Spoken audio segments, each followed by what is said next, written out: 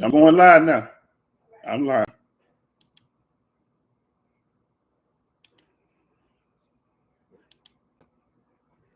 All right.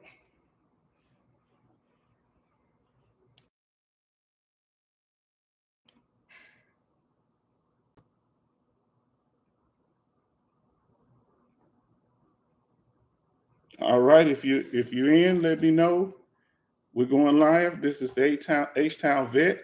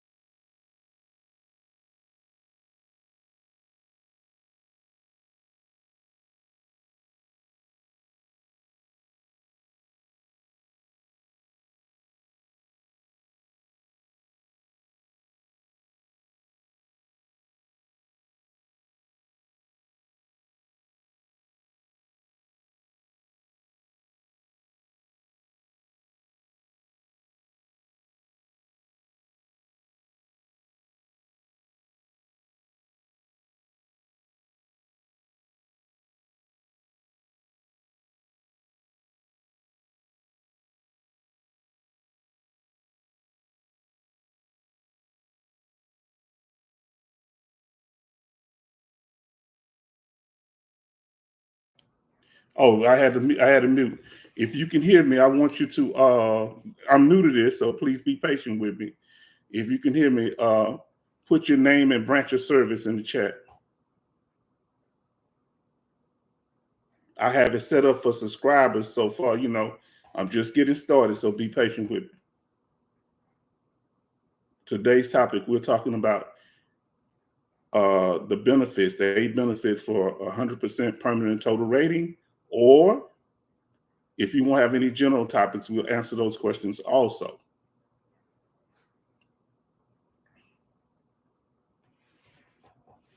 So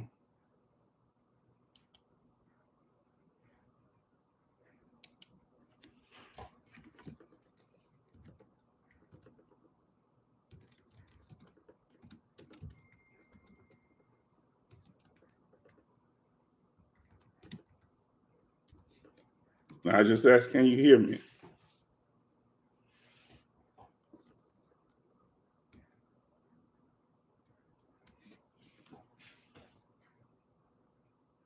All right. That's the first thing I want to know, that you can hear me clearly. Can you hear me? Okay. What about the visuals? Can you see me well? All right.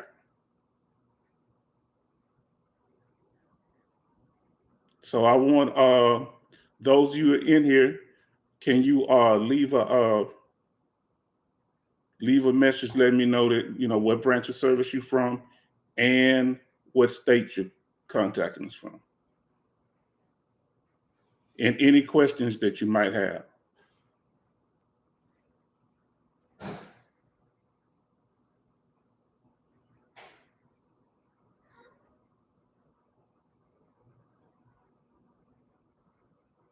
I want to give it a few minutes here.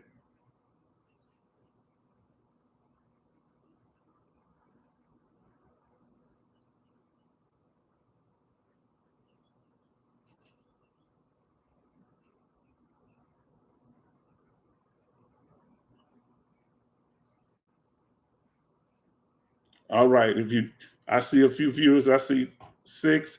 We're trying to get up to at least 10, and then we're going to start communicating about what's, the purpose of our channel and the topic for today. As I've said before, I am the H-Town vet. I served in the Army doing Desert Storm.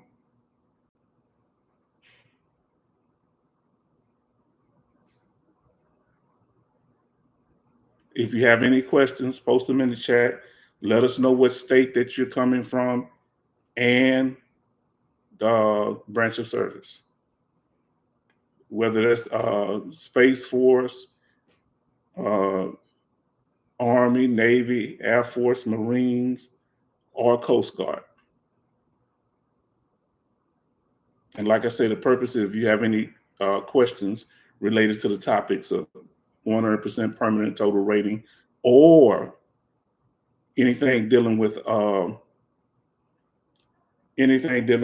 general topics, we'll try to answer. Our latest video was about divorce and veteran benefits, and we dealt with 3 topics. The 3 topics that we dealt with: number 1, we dealt with your VA home loan and divorce, the effects that a divorce has on it and things you need to do. We talked about your VA disability compensation, and also we talked about military retirement. Let me see, can I open the chat up more maybe?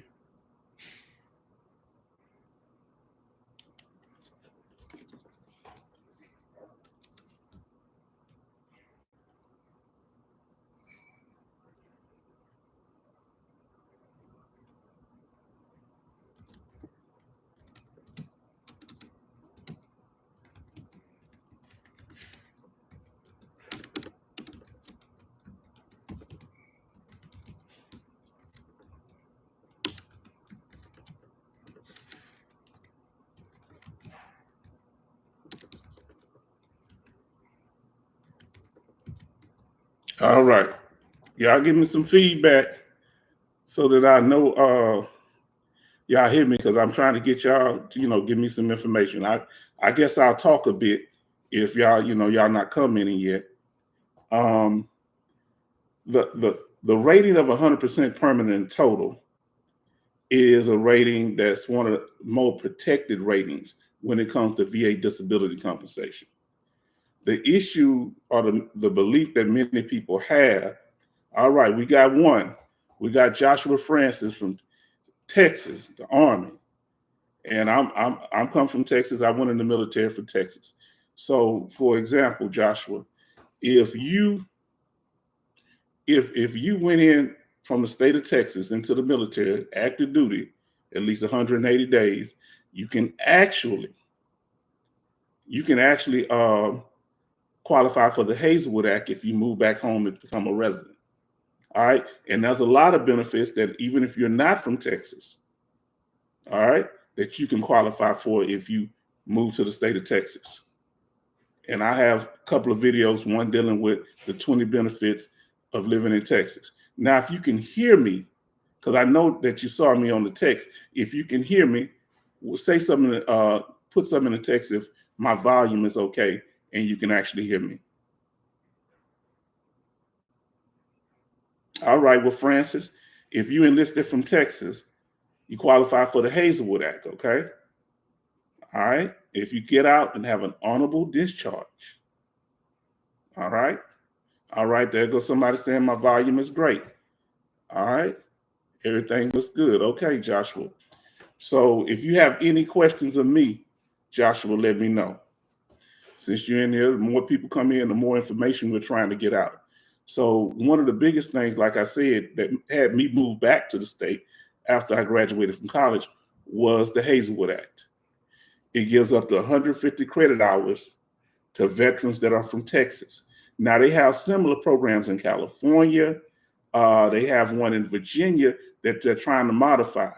They're trying to change it. But if you're 100%, you get a certain amount of credit hours there also. So we always have to try to protect these benefits, because what happens is people are, how can I say, they're actually government agencies trying to reduce the benefits. So one thing, utilize the benefits. So back to the Hazelwood Act.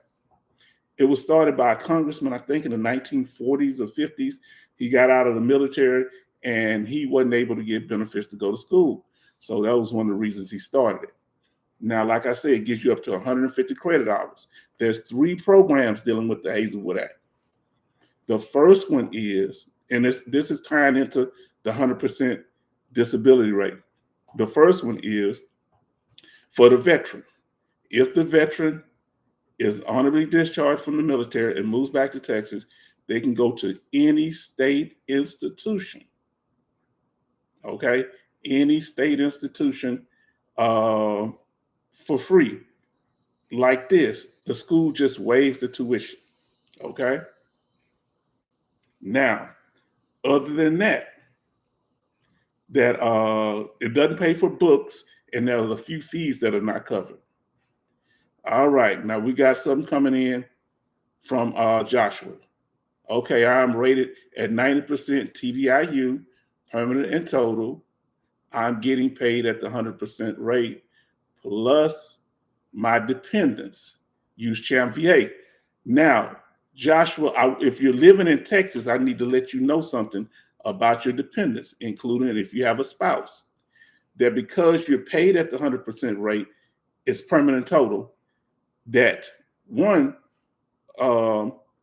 there's another part of the Hazelwood Act that, first part I said is for you. The second part, that if you're just an honorably discharged veteran, not disabled, dealing with disability, if you're 100% disabled veteran, which you are, paid at the 100% rate, that now let's talk about the like I was saying about the just the regular veteran.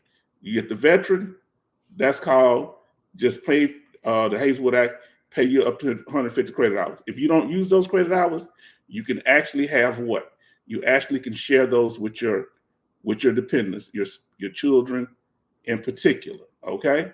Now that you're 100%, each one of your children get their own 150 credit hours for college. That has nothing to do with your credit hours. Okay. Now, I want y'all to be shy. I want everybody to start communicating with me, because this is new to me and I'm a little nervous. All right. Now, dealing with those 150 credit hours, usually, if they qualify for the Chapter 35, since you said, Joshua, that your dependents qualify for Chapter 35, Champ VA, they also qualify for Chapter 35 educational assistance. So they have up to a certain age if they're your children, up to about, I think, 23, I believe it is. I believe it's about 23. So, and they have a certain amount of credit hours. Now, check with your institution, the VA representative at the college that your dependents going to whenever they are of age. And they sometimes allow you to use both programs, Chapter 35, which gives you about a 1,600 to them directly, not to you. You would have to drop them as your dependent when they start going to college, and they will receive the money directly. All right, and the Hazelwood Act would pay for the tuition, but this is not at private schools. So let me give you a few examples. Since, like y'all here, let me tell you who I am as the H-Town vet. I'm gonna tell a little bit about myself. One, I went into the military in the late 80s. and I got out in the early 90s. Okay. I didn't know much about veteran benefits. I really didn't know much that anything existed. Somebody told me a little bit before I got out. I tried to apply. They told me to wait till I get out, which is not true. You don't have to wait until you get out, especially now. If people are in the military, I have a video that says the checklist of the benefits, checklist for the things you should do before you get out of the military. So if you have any family members that are in the military right now, they need to look at that checklist. And if they have any injuries or anything that had happened to them, for as trauma, any type of trauma, post-traumatic stress disorder, or those related to a different nature of being traumatized or violated, that's also, you can apply for that. And matter of fact, you can fight for it that before you get out, that you have either a certain amount of your benefits or all of them. It's a military board you go before. But they should also be getting with the VA. You can also contact the VA while you in service. So, this is where a lot of times when people get out on a medical discharge, they'll get the blue ID card for retirement, but you may get 30% or whatever. The VA might give you a rating and then monitor you for a year and check and see if your condition has gotten better or worse once you get out of service. Okay. Now, back to me. So my thing with the VA was I just went on to live life. I didn't really go into dealing with the military much. I think it was around 2000 I may started looking into the claim, but because they started talking more about the Gulf War syndrome. Now, Joshua, if you're in here, tell what time period did you serve during? If you don't mind saying, let us know. And if anybody else has any questions, I really would enjoy your questions because that'll help it be more participatory, and I'll be able to give you my feedback on what I know, and y'all might be able to tell me some of the things that y'all know. Okay. Now, as I was saying, eventually around 2000, this is when I started applying for benefits. I was denied. I applied for Gulf War syndrome and different things like that. And then I eventually applied for, let's see what he got here. They say Joshua. So Joshua served from 2002, to 2010. Okay. All right, brother. Okay. So he was in for 8 years. Now, a key thing that when you're getting out the military, it's good to file a claim within a year of getting out of the military. It's really important that you do that. All right. Why? Because it's easier to get the claim the closer it is to your service. They can back pay. Your back pay date will be to the initial injury. But if you wait for years, a lot of times your back pay date is going to start when you do what? When you file the claim. Now, here's the issue. Here's the issue when you're dealing with filing the claim. You should file an intent to file before you even file a claim. That'll give you time to gather up all your information that you need for your claim. And that'll lock in your back pay date. Okay? Now, dealing with Joshua being in Texas, we're going to use him as an example. We ain't picking on you, Joshua, but it gives me something to give information off of. Okay? Okay. Let's see what he's saying here. Let me read what Joshua's saying. He's saying,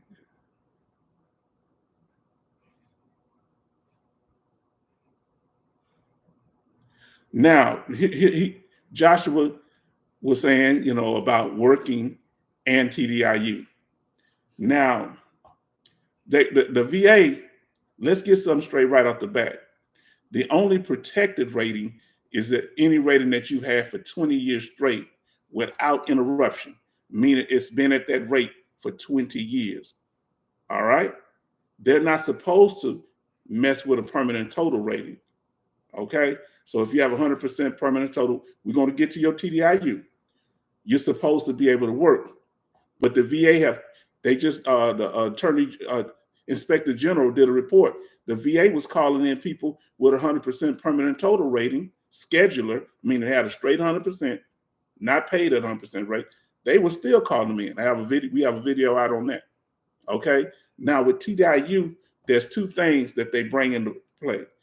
One, sheltered environment. Let's say if you're working in a sheltered environment or for a family member and they have to make special accommodations for you, they say that you're supposed to be able to work with unemployability, which TDIU and IU are forms of unemployability. Okay, individual unemployability. The thing with TDIU, it's a permanent rating, like 100% permanent total. The only difference is you're not supposed to be able to work with TDIU. Now, the other thing, other than the sheltered environment, the other thing that you got to consider is this. When you're dealing with 100% permanent in total for TDIU. One is the sheltered environment. Are you working in an environment that your employer adapts to your condition or your disability? The other thing is, when it comes to it, is are you working at the poverty level? Okay, now if you making less than the poverty level, you're supposed to be able to work. Here's the thing with the VA, that the VA kind of defines these things vague. So it's up to that. The main thing is going to be when you fill out that, they used to have it where you fill out an employment form showing where you're working now or not. Okay. The other thing that they started doing is checking for you when you do your taxes to see if you filed taxes for employment. Now, I've heard people mention passive income. Now, that's an interesting thing. Passive income. They saying, well, I can work with TDIU or IU, individual unemployability. Individual unemployability is also the term for both of them, but it's also a temporary rating called individual unemployability. All right. And when you have the temporary, it's called individual unemployability. When you have the permanent rating, it's called TDIU. All right. Total disability individual unemployability. Both of them fall under individual unemployability. The issue is with those conditions, you're not supposed to be able to work. I have a video on TDIU. So the answer to your question, Joshua, can you work? Well, that depends on what the VA, some people do work and they have no problem. What I would say to you, you need to be prepared if they try to come in and call. So I always say when you're dealing with the VA, you need to be one step ahead. So you need to already be ready if they try to take your TDIU from you. Okay. You need to have things in place to say, no, I work in a sheltered environment. No, I make under the poverty level.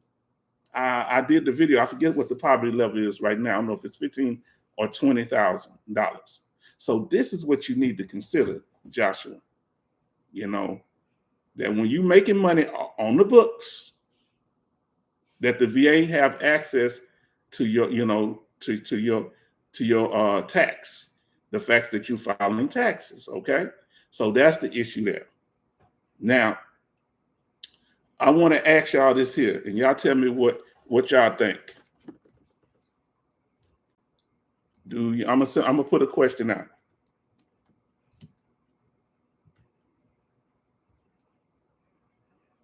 And it's just what your opinion is. And I'm putting P&T, that means permanent total. Do you believe P&T?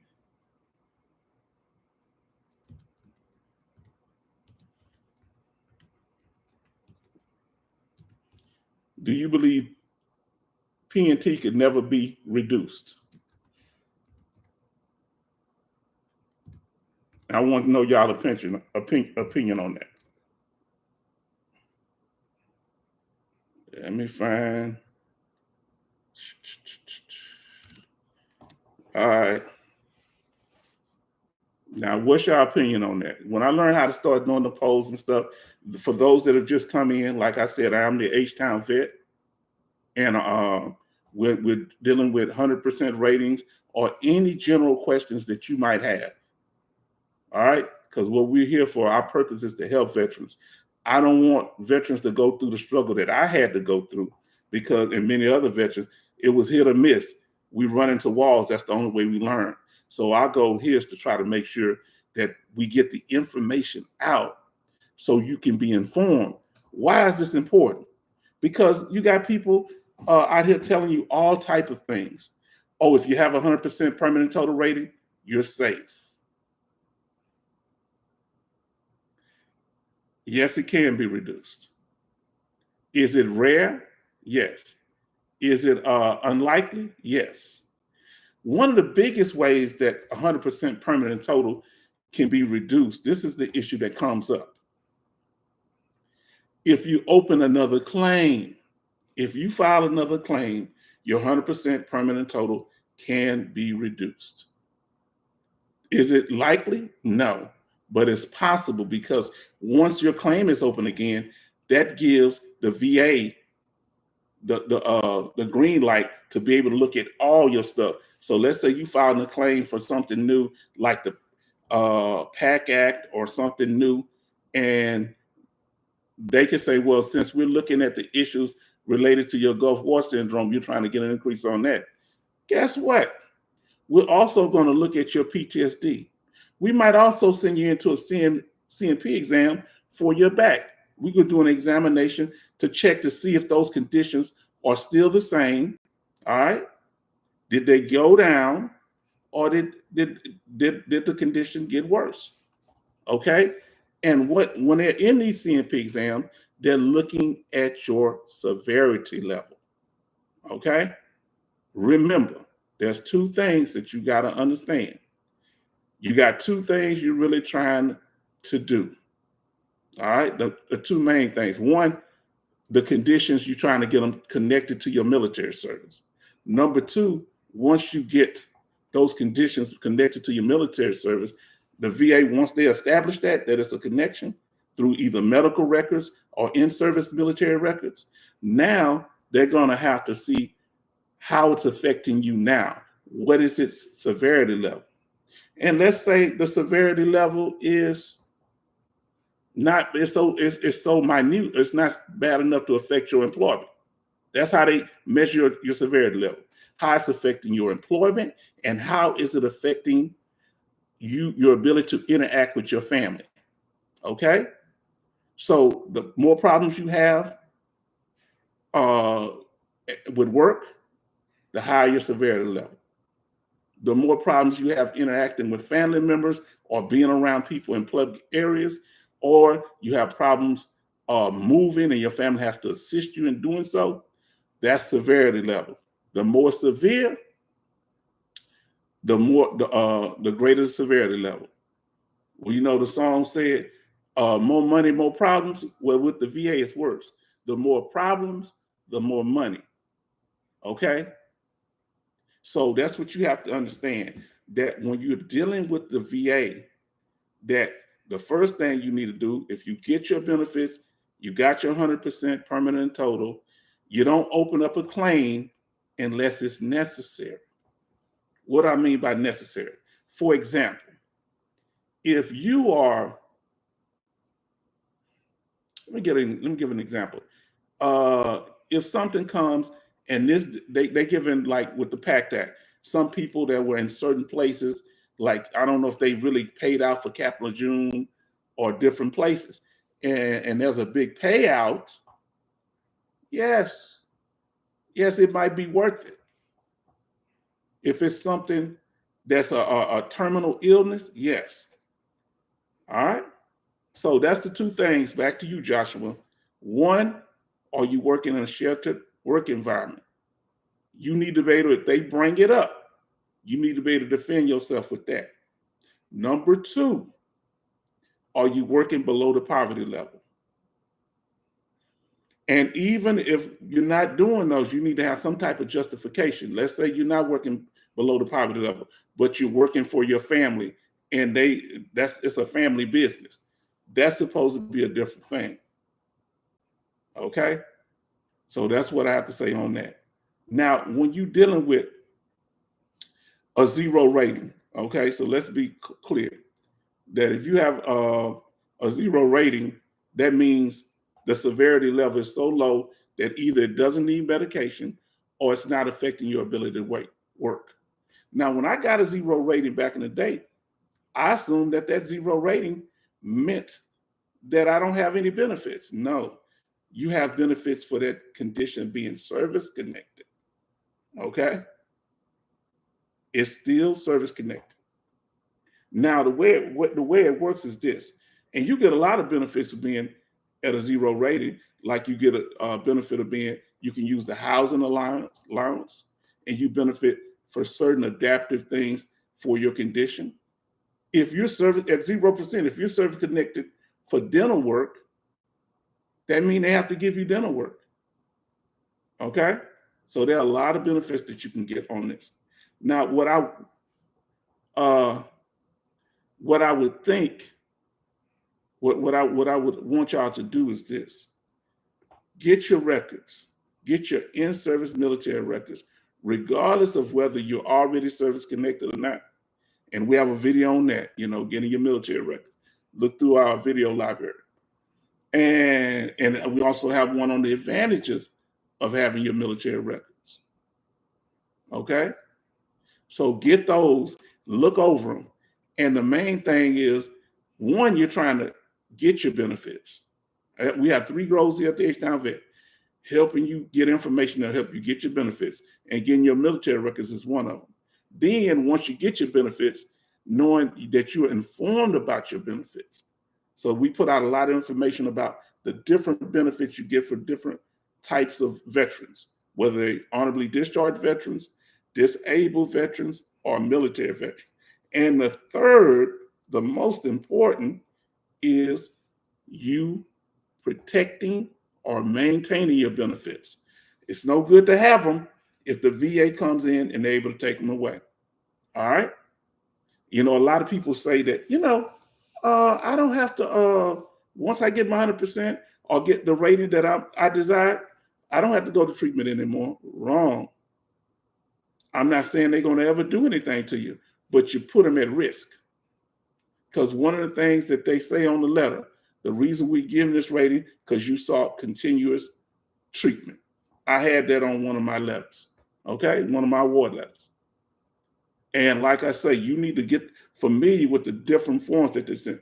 I did a video on award letters, all right? The letter that you get every year. I did a video on notification letter, decision letter. We did videos on all of this. All right. So now, any questions? I want to know if y'all have any questions related to anything dealing with veterans, military benefits. Oh, and another thing, just let us know. Put something in the chat. All right. Well, I'm gonna ask you this here. I'm gonna ask y'all another question. Everybody, if you're in the chat, try to, I have it right now for the subscribers, but go ahead if you put on the subscribe button and come on in here and chat with us. I want to ask you this question: can VA compensation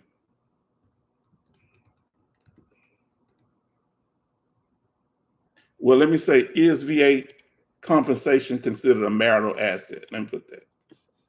Well, and can VA compensation be divided in a divorce? All right. Now, we just did a video on divorce and VA benefits. It's just good that you know what's going on. What the divorce rate is about 50%, right, in the United States. So you need to be aware of how to protect yourself. All right. And this is one of the things that's a major issue. You just need to be informed. Because trust me, your spouse is informed about the laws. If not, they're gonna get a lawyer to game them up. So you need to know what's going on, and you need to know how to. So what's your opinion? Do you think your VA compensation can be divided in a divorce?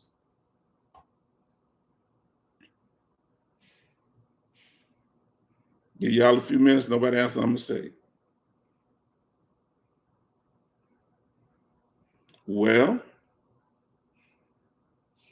I'm gonna let y'all know that it cannot. Now, it can't be divided in a divorce, because it's considered compensation. All right. In many ways, we have another video talking about protecting your VA benefits. It can't be garnished. It can't be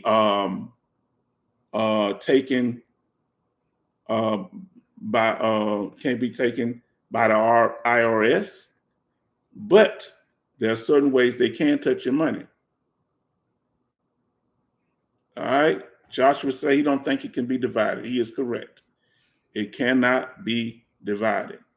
All right. However, guess what it can be?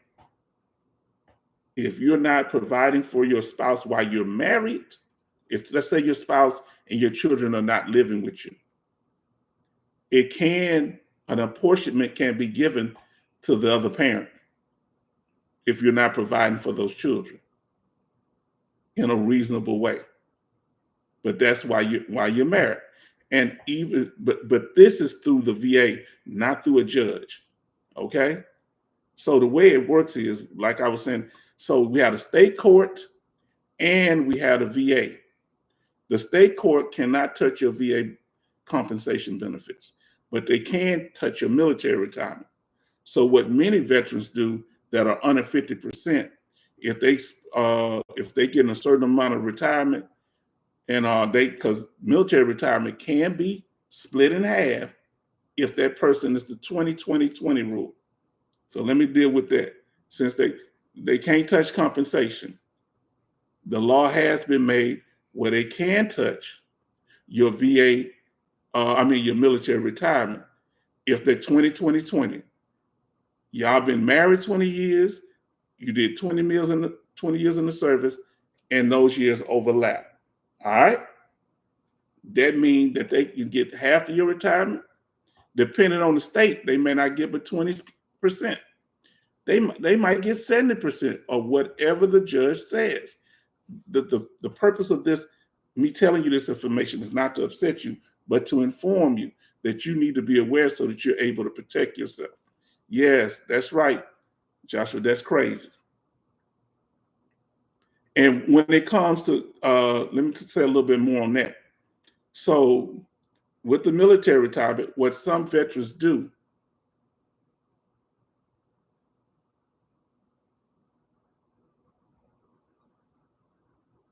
okay, we got okay.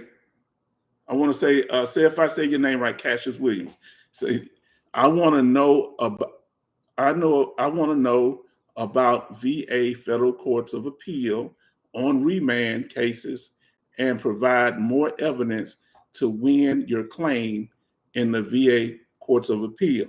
Now, once you get into that courts of appeal, I'm not saying I'm very familiar with it, but I'm going to tell you this, that it usually takes some years, okay? Now, the courts of appeal is outside the local VA operation. The local VA handle your claim. If you have an appeal, you can take it to the Veteran Courts of Appeal. But if you watch my video, because that may take a while because you're dealing with a judge looking at your case. Okay?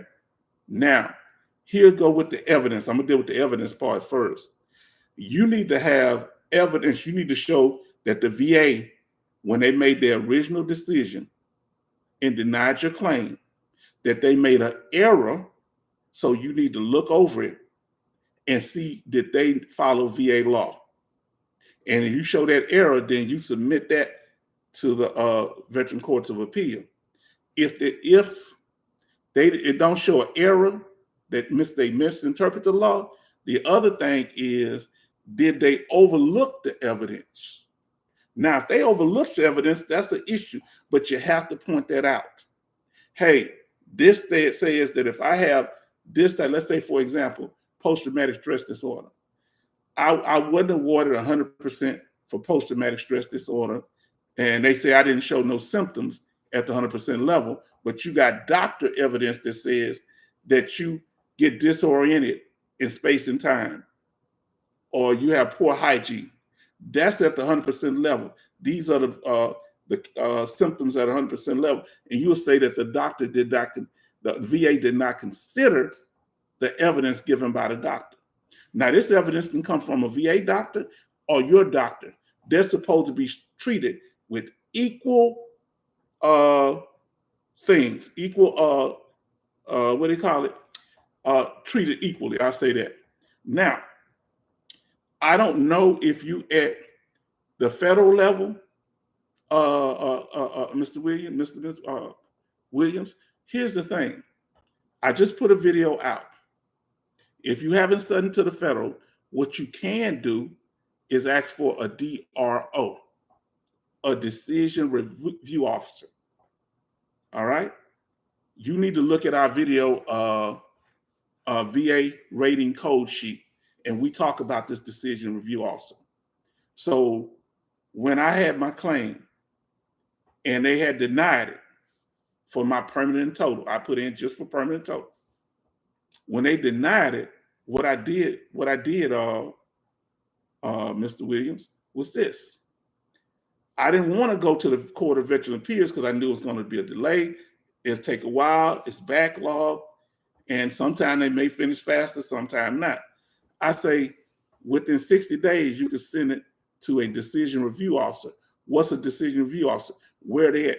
This is a member of the VA rating appeals team, meaning when you have an appeal that's been denied, a case that's been denied or appeal that's been denied, this is a senior level VA rating specialist or employee, meaning they're more experienced most likely than the person that initially looked over your claim.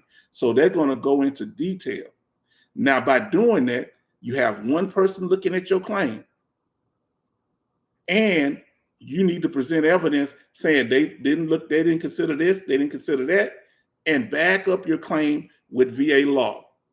The doctor did not consider my range of motion on my arm. They didn't consider this, and this was the evidence here, and they didn't consider it properly, or the VA didn't consider it properly. Okay? You got to also look over your C&P examination that the VA send you to, because sometimes the doctors will put misinformation in there. All right? So when it comes to if you provide more evidence, Mr. Williams, that's called new and material evidence. And that's what you say. We have new and material evidence for our claim, and you list it. Then you make sure that it's backed up by VA law. So how do I know? Google is your friend. All right?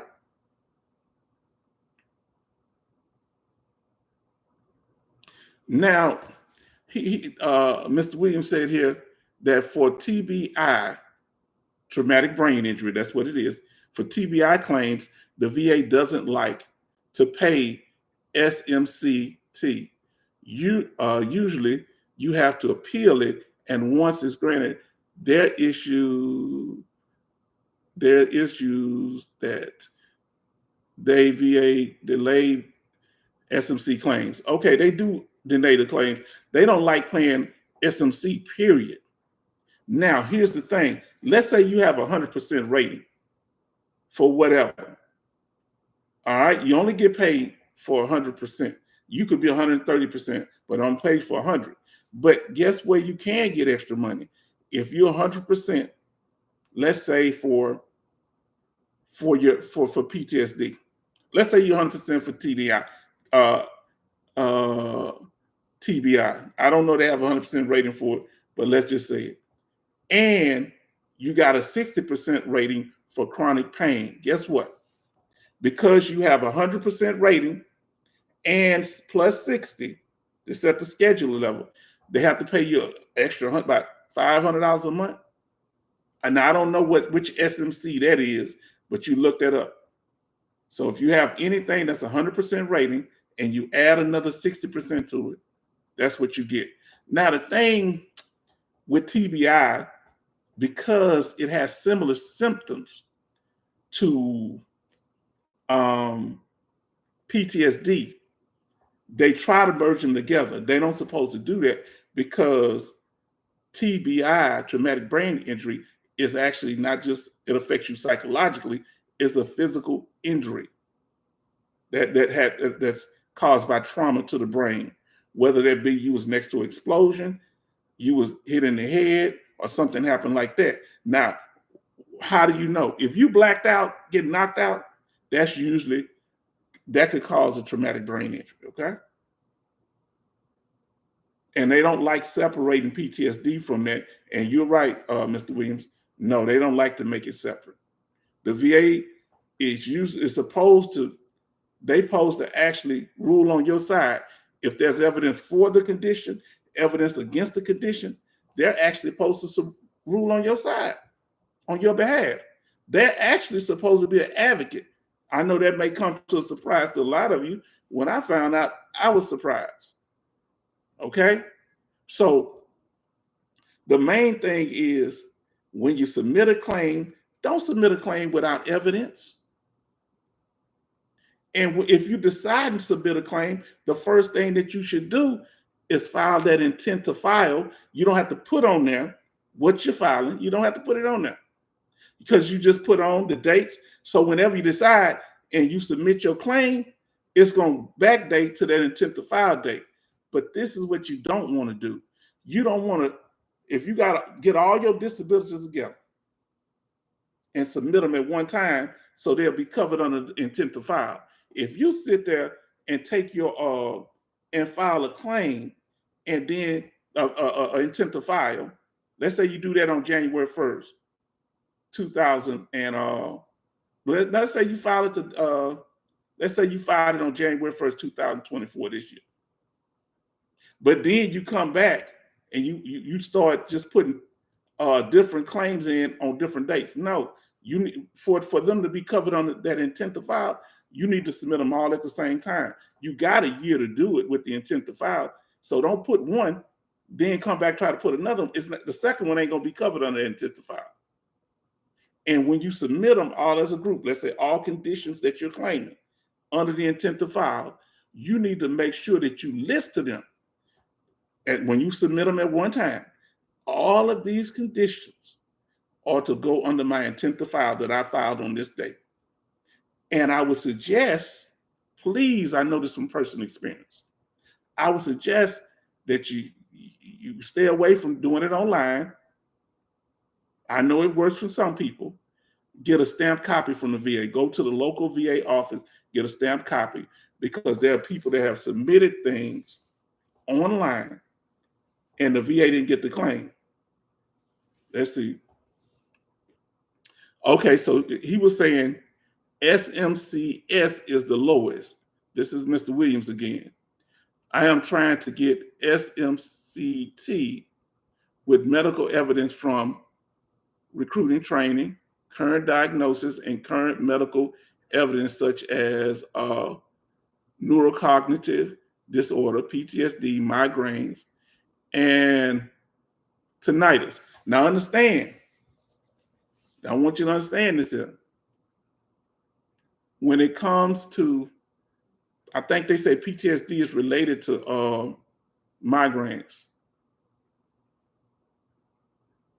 Okay, now, Mr. Williams, here's the thing.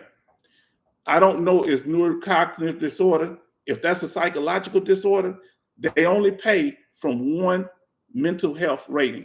So you might have depression, you might have PTSD, you might have other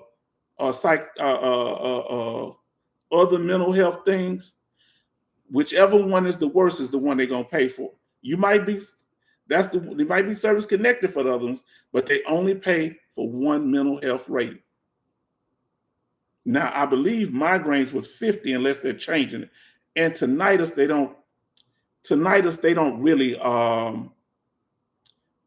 pay much for tinnitus. You may get a 0, 10% rating for that.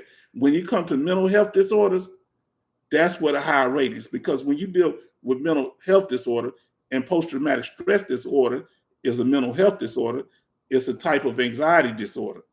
And with that, they skip ratings. You can get a 0% rating that they talking about getting rid of in this new proposal they put out this year. You can get a 0% rating with PTSD. You can get a I want to say 10%. You can get a 30%. You can get a 50%, 70%, and 100%. That's the powerful things of having a mental health rating like PTSD. You can actually skip ratings, and they got all of the symptoms. They have all of the symptoms listed. All right, the general rating for mental health disorders. You can look it up. Now he said, "I am seeing a psychiatrist, Mr. Williams again, for support of my claim." Okay, this is what you need, Mr. Williams. One question: how long have you been seeing a psychiatrist? That's the important thing you need to ask yourself. Length is important, because it's important. Why? Because see, when you go to an examination that the VA send you to, we call them CNP examination. I don't know what they call them now. That doctor's only seeing you mainly for one time. Who's going to know more about you? That doctor or your personal doctor that you're seeing for your treatment every day? Your personal doctor. So you can get them to fill out an independent medical examination that's just like a CNP exam. You need to get the DBQ, okay? Disability, I think it's Disability Benefits Questionnaire for your condition. First, you have to be diagnosed with that condition. All right, and if you're not diagnosed, you can have your doctor diagnose. The VA like to diagnose you themselves a lot of times. If you come there with, so they like to diagnose yourself. Now, once you've done that, you need to get that. You need to get the doctor. You need to make clear, let the doctor know what you're trying to do, and that you're trying to get help because you want to get example information that you can get the VA. You don't coach the doctor. You need to say this, doc. You need to say that. What you say to the doctor: do you believe my condition is related to my military service? And if it's already service connected, you let them know it's service connected. But can you tell me on this DBQ how severe it is? So you get information from the VA showing your doctor that you're already service connected. If not, you can get the doctor to write you a Nexus letter. All right. What does it say, Nexus? A Nexus is this. Here's your military service. Here's your condition. A Nexus is the connection between the two. All right. That's what the VA is looking for. Now, if you already got that service connection or Nexus, what needs to be done, you need to make sure the doctor fill that information out. You get a copy of it. Don't have them mail it in. Make sure that they have the information and they give their objective opinion on your condition. It'll talk about the different things. Look over the DBQ so you can tell the doctor, you say, well, let the doctor evaluate you. And then they need to put all their medical credentials on there, who they are, their license number and everything. Now, when you get that, you need to run copies off of it. Do not just give it to the VA because they'll lose it. You always want to have copies of that, or you get more than one. You pay for more than one copy from your doctor. Now, let's see what other question you have here, Mr. Williams.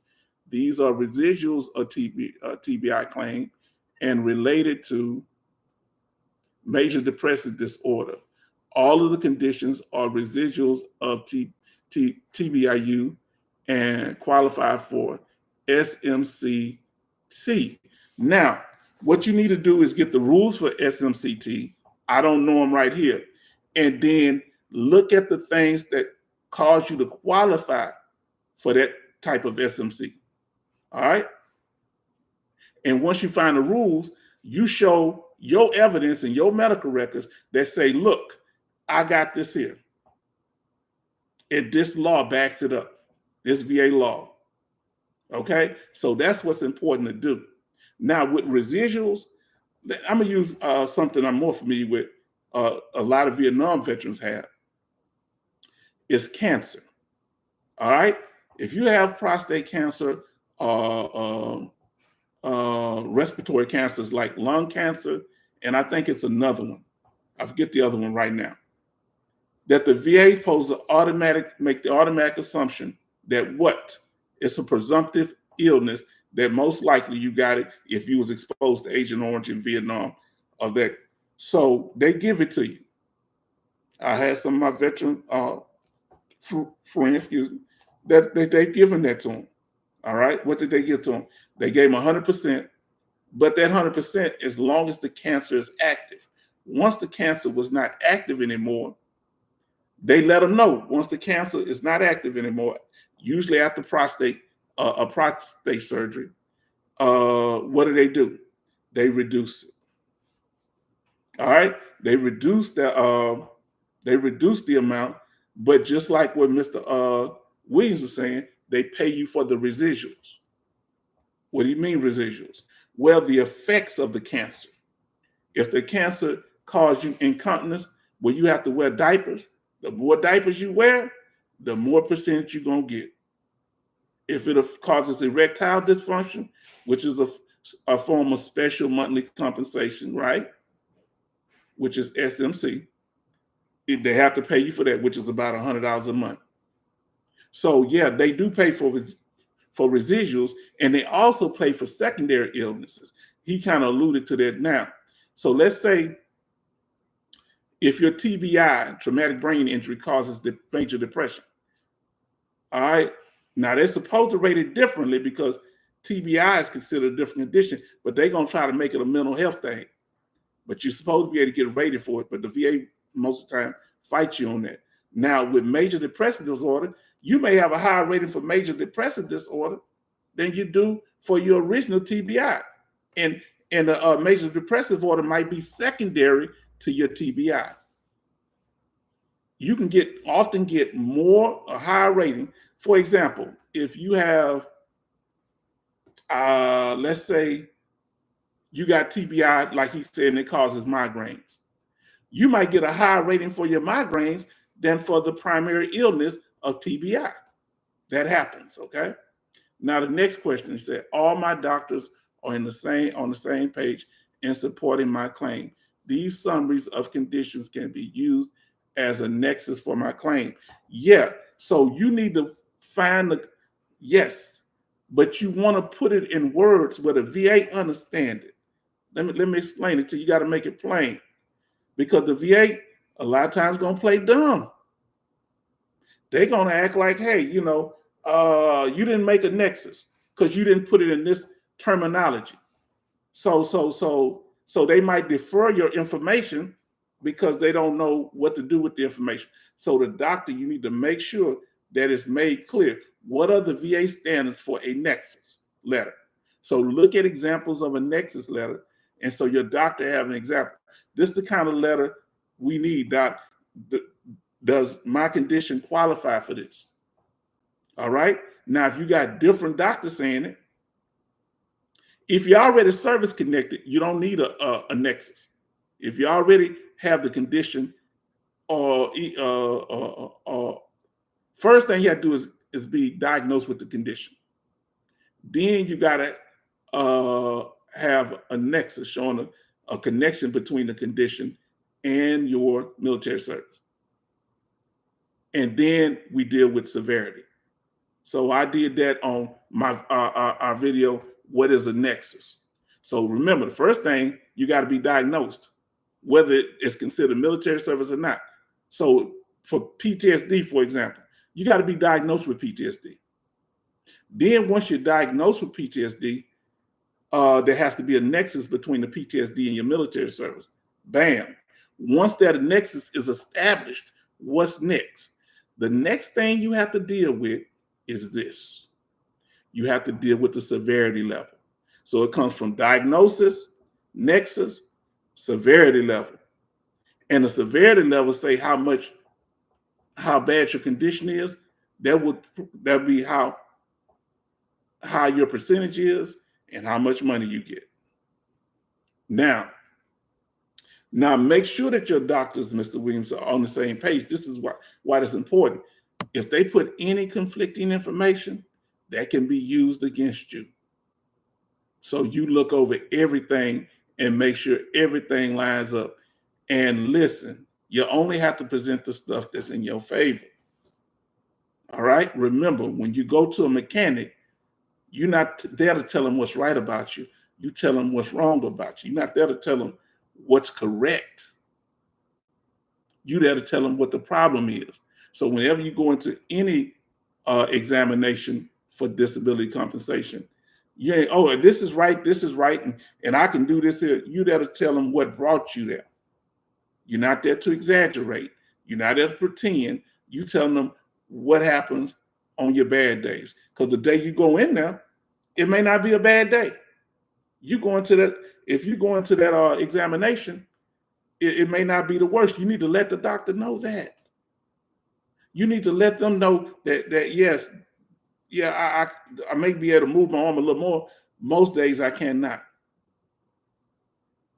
And you don't say I can move it a little more. You just say, yeah, usually it's worse than this. That's how you word it.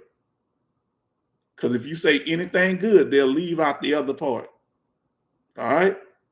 Yeah, I can move my arm today. They'll put that part in the evaluation, but they won't put the part in there say, but most of the time I can't. They might leave all of that out. So you need to be very careful, because a lot of times what happens is we go into these doctors and they're nice to us and people want to talk. You're there for business, for getting treatment. You're not trying to make friends. You're not trying to make enemies. You're there to get a help for your condition. Don't go in there talking about, oh, I'm here trying to get money. Don't do that. You're not there. You're there to get help for your condition. Whether that be when you get your rating, you can get medical help from the VA. You can get compensation that help with the fact that you can't do what? You can't work. Remember this here, working. I have a video out. We have a video out there. Work and VA disability. The less work tasks you complete, the worse your disability. Okay? And they send out employment things, questionnaires to your employee. Most employers don't fill them out. If you're having problems at work, you know what you do? I want you to listen to the H-Town vet now. I'm trying to give you some game. You know what you do? You go to your evaluations. If you got bad evaluations, you need to get copies of those and send them to the VA. This is how you're gonna get your compensation. If you had altercations at work and it's been documented, or you got coworkers that have seen things that you've done, get them to write witness statements and let them tell the truth. If you got into an altercation with a coworker, let them know. All right. Another thing you need to worry about, when you're in the employment records, see, you can get your own personal employment records, but your employer is reluctant to release them many times. Okay, because they don't want liability. That's their concern. And get your coworkers to fill out on a supportive claim form. Make sure they put their address on there, and they also put their phone number for the VA to be able to contact them. And most importantly, their signature. All right. So this is important. See, a lot of times when you're dealing with work and VA, that's what the questions that some people have been asking so far. All right. Understand, if you're going for 100% rating and you're currently working, most likely you're not going to get it, because if you're filing for 100% permanent and total, that means that you can't work. Remember, the more severe, the less you can work. If you're totally disabled, it affects your total disability ability to work. Now, another thing, our brother did, I was diagnosed, this is Brother Williams again. I was diagnosed with pre-diabetes in the Navy and now diagnosed with type 2 diabetes and have neuropathy in hands and feet, also have major spinal disorder and stenosis and spondylosis. Spondylosis. I can't say it. Now this is what you need to do if you haven't already done it, Mr. Williams. Make sure you get a copy of your medical records, in-service medical records. Make sure you got all of them. Make sure you have your dental records because they may be separate from your medical records. I remember a veteran, that I helped, a friend of mine. He kept getting denied his claim. But the VA made it easier to get your medical records through your service officer. You can order them yourself too. And when he was in service, he didn't realize, he had forgot, I guess, that he had dental surgery and they gave him medication. You know what that medication did to him? That medication made it where the doctor put the symptoms, the side effects on it: depression, problem sleeping, and all of these different side effects from the medication. He was able to get a 40% rating for that. That's important. Okay, he says right here, Mr. Williams say, and everybody else chime in, let us know where you're contacting us from. This is real important. Let us know where you're contacting us from and your branch of service, what state. All right. Mr. Williams says, I have a copy of my records at home. I copied copied them before I retired. That's important. Always keep your original copy and give the VA the other copy. Now, dealing with having a copy of your records, you need to go through them like a fine-tooth comb, and you need to actually, it's important that you do what? You look for things that you can get service connected for, and how it relates, how these things relate to your what? To your treatment. All right? Meaning if you're service connected, you need to be getting current treatment for it. If it's something that happened in service and you never got treatment for it all of these years, how they going to give you anything for it? This is important. Okay? Let me see what he has here. 15. Let me see what I got here. He telling me something. Can't see it behind his heart. Okay, he say, I got a high rate of claims, 15. I didn't file before I go discharge. Okay. And he's saying that he's retired. So I'm assuming, Mr. Williams, that you retired from the military. Now, if you retired from the military, here's the important thing. You need to if you went in the military, if Florida was your home state, find out if they offer any educational benefits or other benefits for veterans who home of record on your DD-214 was what? Was Florida. The same with Texas, okay? If your home of record is the place that you return to, you can have certain state benefits that you may qualify for. Now, I don't know with you, Mr. Cornelius. I think, not Cassius, I mean, I won't say Williams. Cassius, I can't say, I don't know if I'm pronouncing your first name right. If you're retired, one thing I want to know, if you're getting your compensation, once you get at least 50%, VA compensation, and let's say you're retired and you're getting retirement pay, once you can't get both of them at the same time, retirement pay and VA compensation, unless of what? you got at least a 50% VA compensation rating. All right. Then you can get paid both of them at the same time without them doing an offset. But if you got a 40% VA compensation, you have to choose to accept your pay as VA pay for that 40%, the amount, 40% amount, or retirement pay. All right. But once you get a 50% rating, you can have both. Now, also look at the fact, let's say you're not living in Florida. You need to see if your children can still go to school in Florida if they have the educational benefit. Another thing that states offer, okay, let's talk a little bit about that. Another thing that states offer is tax break.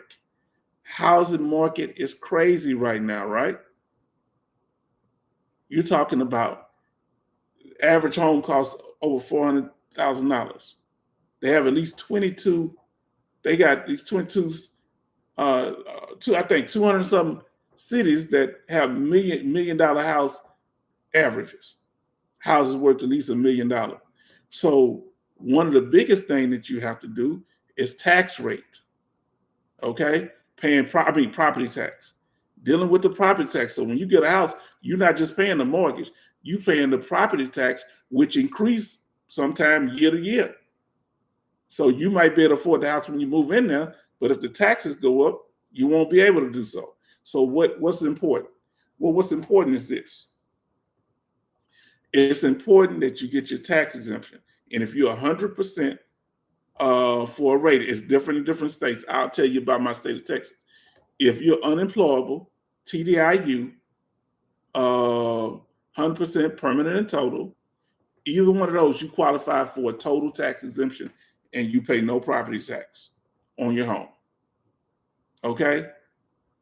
Now they go back to about the last year, so you might have some money depending on when you file. You might have some money on that. Now, I've enjoyed this live stream. Some people who came in, some people left. I appreciate you, Joshua Francis and Mr. Williams, C. Williams. I appreciate y'all. Do y'all have any last questions of me? Because this is my first time doing it. I'm trying to learn how to go. So just let me know. Any last questions? And that's from anybody.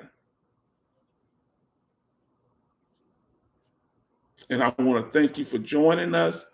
And please watch our videos, okay? We have several videos out there dealing with a variety of benefits. This includes VA compensation, retirement. We even have one dealing with somebody that's enlisted. It deals with state benefits. And we're going to be putting more out. We have over 40 videos in our library. And, you know, like, share, and subscribe. If you haven't liked so far, please like. So this is going to be the end of the live stream. If y'all have no further questions, and stay in contact. And if y'all haven't subscribed, subscribe. And we're going to keep y'all informed. We're going to keep putting out information that you're not getting anywhere else. And we're consistent with our information, because this is not, we're not here for clickbait. We're not here to bring you the bait and switch. Everything you need to know, we're going to tell you right now, because I'm a veteran and I've been through it. Hold on, he got another statement from Mr. C. Williams. I'm waiting for a decision for CRSC claim when I was in the Gulf for 3 years. Explain to everyone what CRSC and CRDP is, as well as who qualifies. Well, you need to give me the acronym, because I'm not as familiar with the acronym. Tell me what the CRSC stands for, because I'm not as familiar, Mr. Williams, on what that means. If you can, we'll give you a few seconds to respond if you're still here.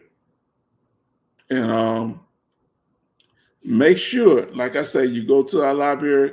We got in-depth information. We're going to keep putting out the information. And we try to connect the information, but our goal is not to be redundant. Okay?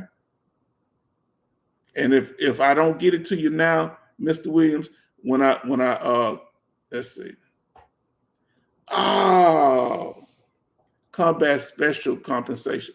I've heard of it, and I got a little information, but I don't have it now. I get some, yeah, but I've heard of combat special information. Do you, if you know, let us know.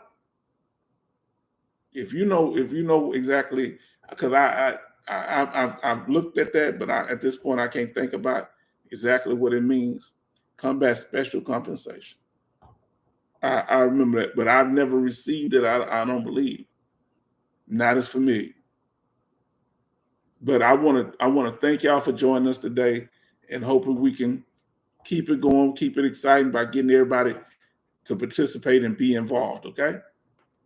And I want to thank you for joining our live stream, and see you on the next one.